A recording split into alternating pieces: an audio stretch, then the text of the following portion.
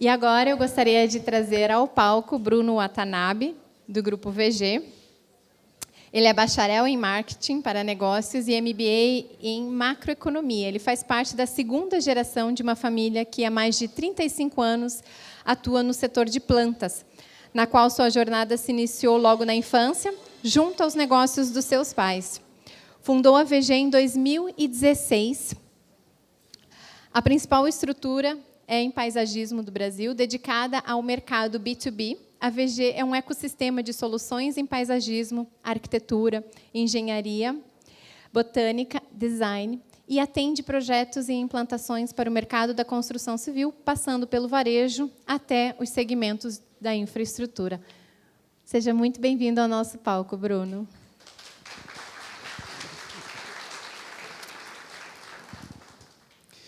Bom, primeiro, bom dia novamente. É um prazer aqui falar um pouco mais sobre a natureza. A gente teve alguns painéis que passaram muito pelo carbono, outros passaram pela arquitetura. E eu sempre costumo dizer que a planta ela é sexy, né? A planta é bacana, a planta é bonita. Eu queria saber se alguém aqui não gosta de planta. É difícil. E quem sabe cuidar de planta? É outra coisa difícil, achar quem sabe cuidar de planta. Mas eu particularmente, tenho uma lembrança, uma memória super bacana aqui com o complexo do Cidade de Matarazzo. A gente participou desse projeto em 2021. A gente fez toda a parte de compensação ambiental com plantas nativas e também a gente que fez aquelas estruturas em madeira da piscina, do pool house, toda aquela parte ali do hotel. Mas eu preparei aqui para vocês um vídeo que ele é uma provocação, e eu separei ele exatamente porque eu acho que ele sintetiza tudo isso que a gente quer passar para vocês nesses 30 minutinhos. Se o pessoal tiver com esse vídeo ali no jeito, pode colocar na tela, porque ele realmente vai conseguir preparar vocês para colocar nesse ambiente de vulnerabilidade, nesse ambiente de aprendizagem. Eu falo muito sobre humildade intelectual. É a gente saber que é importante o tempo todo estar aberto a aprender, e a melhor forma da gente aprender é olhando para a natureza. Então, se puder, por favor.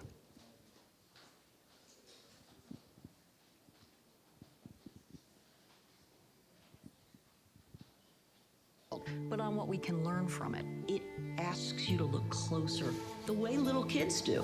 How do you get nature's intelligence into the tools that inventors use every day?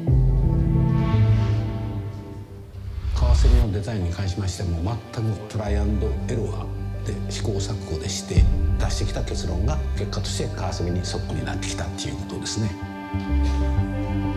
A field in which, biologists work with inventors. 33% do lixo que a gente produz no mundo vem de embalagem. E aqui está tudo resolvido. A natureza resolveu esse problema de uma maneira incrível. Resíduo e recursos são a mesma coisa na natureza. Lixo é uma invenção humana. People don't like to believe it's that simple. All of it can be changed and modified, but not everyone likes that thought either, right? Our world is still based on machine metaphors. Tem gente que é mais fácil acreditar numa máquina do que acreditar na natureza. Todas essas coisas aí que as pessoas estão fazendo vai perder o preço, porque o valor vai estar numa planta, o valor vai estar num copo de água.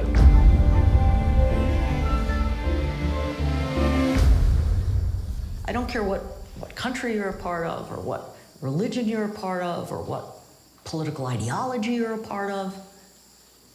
You're not immune to natural selection.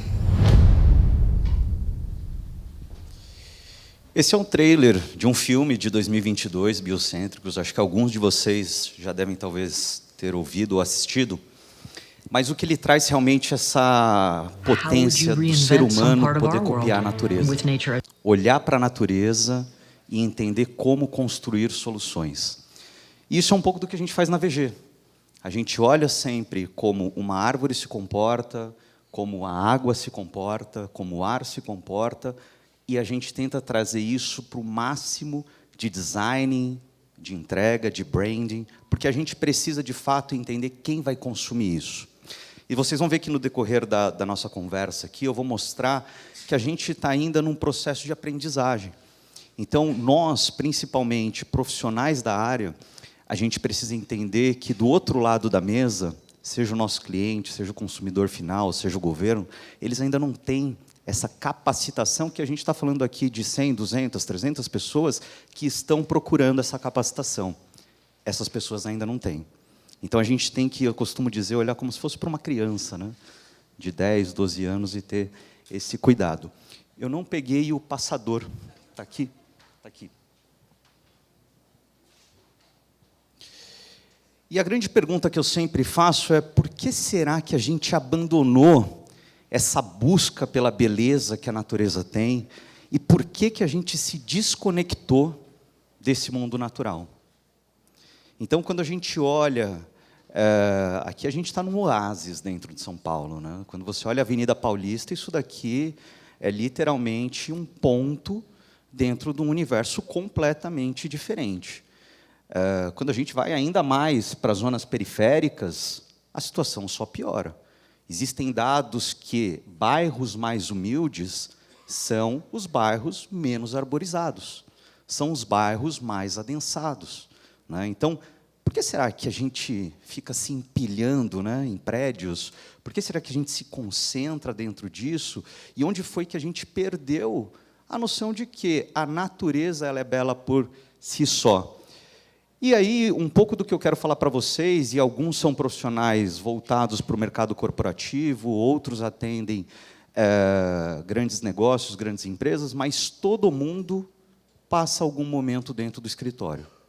Todo mundo chega uma hora de fazer o seu projeto, de desenvolver ali desenvolver o seu empreendimento. Ele precisa sentar numa mesa, sentar numa cadeira, conectar ali num Zoom, numa reunião. E a gente vive cerca de 8, 10, 12 horas dentro de ambientes extremamente hostis. E a gente olha para um espaço como esse, né, que eu chamo de ilhas urbanas de desconexão, em que, aparentemente, parece que está tudo certo, né? Você tem ali um mobiliário bacana, ergonômico, mesas comunitárias, você tem uma integração, uma iluminação relativamente bacana, natural, mas você tem uma interferência grande de iluminação artificial. Mas será que todos os dias a gente não se afasta um pouco mais do que é vivo, do que é saudável? Será que todo dia a gente está, desde o momento que a gente nasceu, ficando um pouquinho mais distante da nossa essência? Então, muito do que esse documentário, esse filme, ele traz, ele fala um pouco da gente colocar a natureza no centro das nossas decisões. Ali é o ponto de partida. E quando a gente fala de natureza, o paisagismo, ele normalmente acaba sendo, eu costumo dizer, o patinho feio dos projetos. Por que ele é o patinho feio dos projetos? Porque o profissional paisagista no Brasil, ele não tem nem mesmo formação acadêmica. Ele precisa ser um arquiteto, para que depois da arquitetura ele entre no paisagismo. Mas quando você vai para a Europa, para os Estados Unidos, a disciplina paisagista, que é o landscaper, né, que é a pessoa que olha literalmente para o ambiente, para a área externa, para a área interna e por aí vai, ele tem disciplinas como botânica, agronomia, engenharia, design, arquitetura. Olha como ele é um profissional 360 graus. Ele tem que olhar a terra, ele tem que olhar a planta, ele tem que olhar a engenharia, suporte o peso, o cálculo estrutural. E aqui no Brasil, sabe o que ele é? Ele é o jardineiro. Ele é a última peça do tabuleiro. Tudo acontece, aí o pessoal fala, agora deixa tudo bonito, chama o pessoal da planta. Aí vem a gente correndo lá para tentar resolver esses problemas. Então, muito do trabalho que eu tenho feito é de conscientizar os profissionais que o paisagismo é a cereja do bolo. O paisagismo, ele embala. Olha esse prédio, o que a gente tem? A gente tem estruturas com trepadeiras que estão fazendo uma persiana natural. Isso é incrível, né? Controle de temperatura, às vezes você tem uma incidência solar. E eu vou falar um pouco mais sobre situações práticas, porque é um pouco do que a gente quer trazer, mas o grande ponto, e essa imagem por si só, ela já se revela, é que a gente só consegue ver o topinho ali do iceberg. O problema, ele é muito maior, ele é muito mais profundo. E quando a gente fala de trazer a natureza, seja para dentro do ambiente de trabalho, seja para dentro da nossa casa, seja para dentro de todos os outros locais, a gente precisa entender que é um assunto complexo. E por isso que no começo eu falei um pouco sobre a gente ter humildade intelectual. Está tudo bem a gente não saber cuidar de planta. Está tudo bem a gente matar uma plantinha quando a gente erra por excesso de amor, que a gente coloca muita água. Faz parte esse processo, é um processo de aprendizagem. Mas, dentro desse processo, a provocação é, será que eu estou me abrindo para esse novo aprendizado? Eu trouxe aqui alguns vasos, que depois eu vou falar um pouco dele para vocês, e quem está aqui... O legal está todo mundo prestando bastante atenção. Eu até falei para o Vini, eu vou dar o vaso para quem estiver prestando mais atenção, e vai ser difícil a gente presentear aqui vocês. Mas um ponto que a gente coloca é, será que eu tenho na minha casa um contato com o verde, um contato com a natureza? Eu começo, ali aos pouquinhos, me conectar, entender, saber como que ela bebe aquela água, como é que ela funciona. Então, aqui, muito desse slide, ele vem muito para a gente olhar para esse momento interior nosso e falar, poxa, eu gosto da natureza, eu gosto da arquitetura, eu quero mais verde ao meu redor, mas o que eu estou me permitindo entender? Ou será que eu estou com medo e falo assim, poxa, essa talvez seja a frase que eu mais ouço, né? Eu adoro planta, só que eu não sei cuidar. Eu ouço isso praticamente todos os dias. E o que eu quero mostrar para vocês é que cuidar de planta não é um bicho de 7 cabeças, não é difícil. Tem toda aquela questão de planta de sol, planta de sombra. Às vezes as pessoas olham aqueles nomes em latim, vai lá e já fica perdido e fala, não vou querer nem aprender esse negócio. Mas, quando a gente olha de exemplos práticos, né, como que a gente consegue implantar projetos que eles sejam inovadores, sustentáveis, que eles tenham toda a questão relacionada à arquitetura biomimética. E aqui eu trago alguns exemplos para vocês, principalmente de grandes marcas. Que é aqui que é onde a gente está cada vez mais trabalhando, olhando e cuidando. Por quê? Porque esses são os formadores de opinião. O pessoal aqui da Perkins faz um trabalho incrível com essas grandes marcas, e eu sou um fã do projeto deles. Por quê? Porque, no final do dia, às vezes a gente tenta fazer o processo inverso. Às vezes a gente tenta educar pela base, e que, naturalmente, é correto, escolas, crianças, e eu acho que tem todo um trabalho educacional, e tem toda uma academia que precisa cuidar disso. Na minha visão como empresário, como empresa, eu preciso educar o meu cliente. Esse é o primeiro que eu tenho que educar. Eu tenho que mostrar para o Banco Bradesco, se ele fizer um telhado verde na área de refeição deles, ele vai ter uma melhora de eficiência, ele vai ter um ambiente melhor para os colaboradores deles, eles vão poder utilizar o que seria só um telhado. Eu vou ter que mostrar para o Eco Parada Madeiro, que nesse projeto especificamente ali na Castelo Branco, eles deram para a gente um estacionamento. Eles chegaram e falaram, Bruno, tem um estacionamento, quero comunicar o verde, quero falar que eu sou sustentável, me ajuda.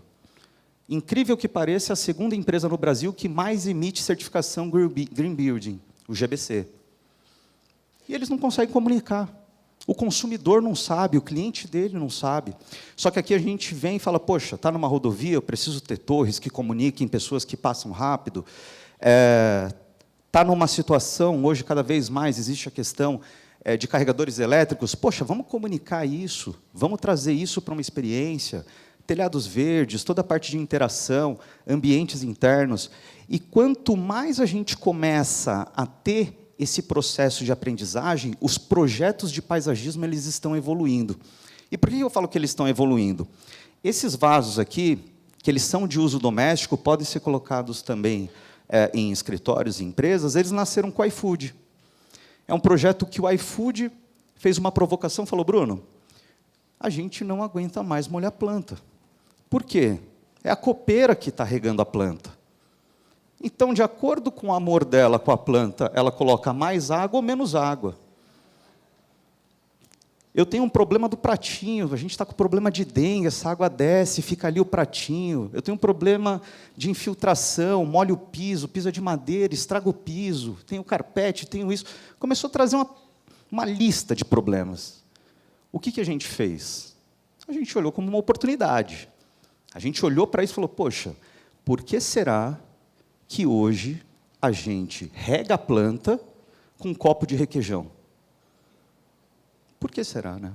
Que a gente toma um copo de requeijão. Então, a gente fala, a planta também gosta de copo de requeijão, eu vou jogar um copo de requeijão nela. E a gente desenvolveu um sistema para o iFood que ele foi baseado na natureza, que é um sistema auto-irrigável. Só para vocês terem uma ideia, esses vasos aqui, eles ficam 120 dias sem rega. São 120 dias que você não precisa ficar lá cuidando da criança, né, da planta, como se fosse uma criança, né, um pet, que você vai lá que você tem que dar aguinha para ela. Ela se autodesenvolve, ela se autocuida. Ela é muito mais inteligente do que a gente. A gente não precisa ir lá falar, olha, vou regar você hoje e tal, você está triste. Não, ela sabe a necessidade dela de água. E esse projeto, eu trouxe exatamente isso, que eu quero mostrar para vocês que a natureza, ela também tem uma inteligência que a água ela vem de baixo para cima. Lençol freático. A água que percorre o lençol freático, ele está participando desse processo.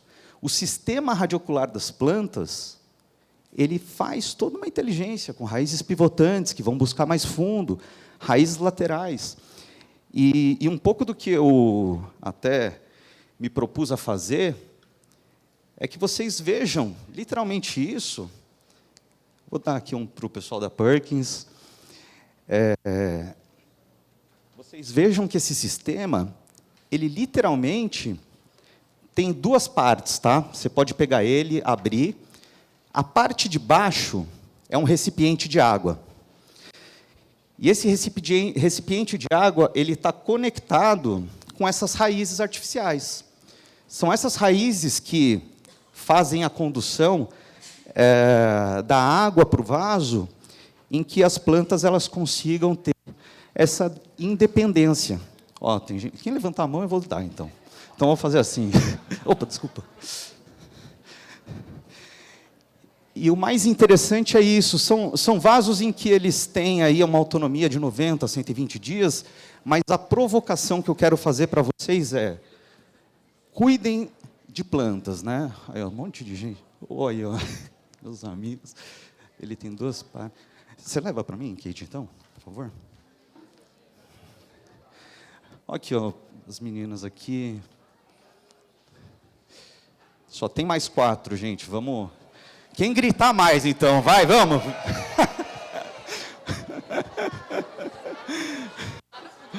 Leva lá. Ó, tem as meninas aqui na frente, tadinha.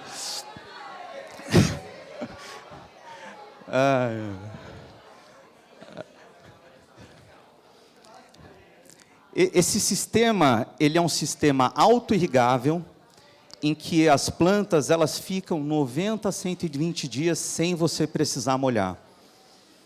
Tá? Então, quando a gente olha para o mercado, a gente fala, poxa, eu vou desenvolver um novo produto, eu vou pensar, eu vou ver. Etc. Esse produto ele foi 100% desenvolvido com o projeto do iFood. Então, a gente pegou um cliente, uma grande marca, que queria desenvolver uma nova tecnologia, a gente falou, vamos pensar nisso.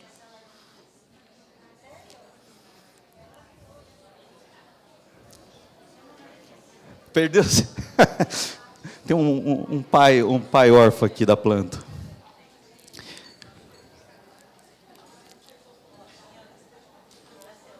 Deixa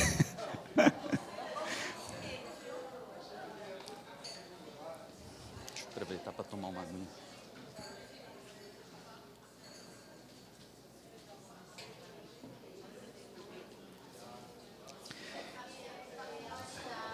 Oi? Tem mais alguns aqui, no final a gente entrega para vocês, tá bom? gritou forte ali. Mas, até para a gente caminhar um pouco aqui, até para a conclusão, Tem um projeto que ele é uma evolução e uma entrega de tudo isso, que é o projeto que a gente fez para o Banco Bradesco e Banco Santander nas estações sustentáveis. Tá? Dentro desse projeto, a gente teve uma situação que foi muito bacana. Por quê? Porque sempre quando as pessoas olham e falam assim, poxa, Bruno, vocês fazem os jardins verticais, e de onde vem essa água?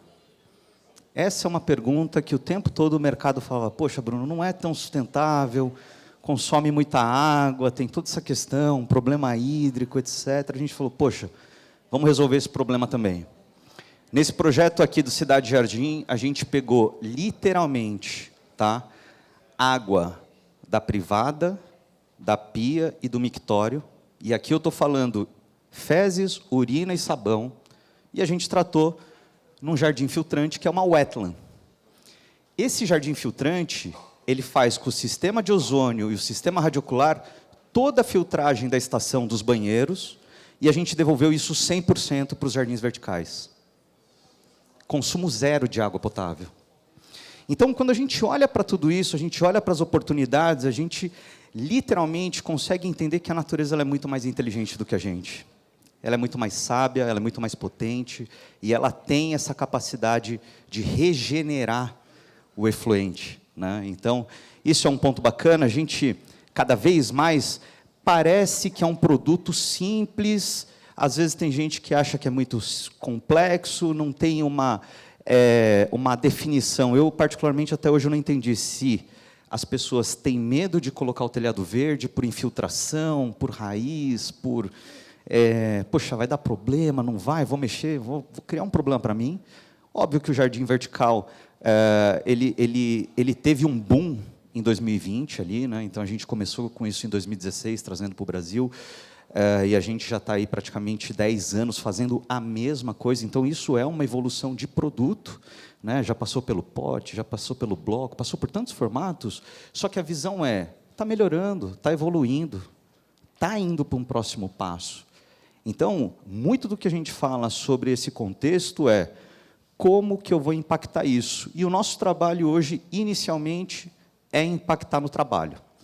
Porque se eu impactar as pessoas no trabalho, eles vão levar essa informação para casa, e para casa leva para o filho leva para a criança, etc. E isso vai para a escola, e quando você vai ver, você vai cascateando toda essa estrutura.